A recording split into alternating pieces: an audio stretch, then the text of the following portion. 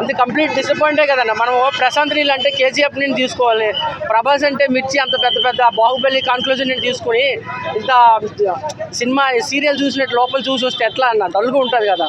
Early morning అంటే మనం ప్రభాస్ని base చేసుకునే కదండి వస్తాము.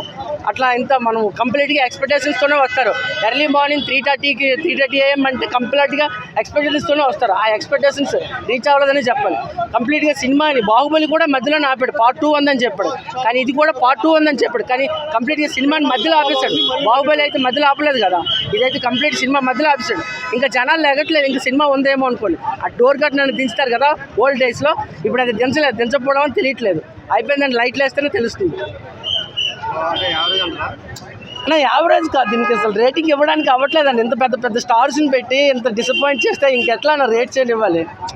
ప్రభాస్ని యూజ్ చేసుకున్నాడేమో ప్రశాంత్ నీళ్ళు. కేజీఎఫ్ ఎంత బాగా తీశాడు, ప్రభాస్ని కూడా అదే రేంజ్లో చూపించాలి. కానీ మినిమం ఒక మన యూత్కి అర్థమవుతుంది, జనరేషన్కి బీటెక్ ఎంటెక్ చేస్తే పర్వాలేదు అర్థమవుతుంది. మామూలుగా అందరికీ చూడాలి కదా, సినిమా కలెక్షన్స్ రావాలంటే అందరూ చూస్తే కదా అప్పుడు కలెక్షన్స్ వస్తాయి. ఓన్లీ స్టూడెంట్స్ని యూత్ని బేస్ చేసుకొని సినిమా తీస్తే కలెక్షన్స్ ఎలా వస్తాయి?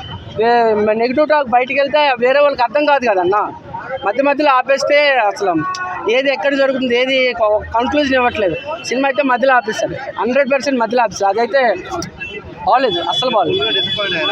ఫుల్గా కాదన్న, మార్నింగ్ టీతో పాటు బిస్కెట్ తింటాం కదా, అది ఇక్కడ పెద్ద బిస్కెట్ దొరికింది.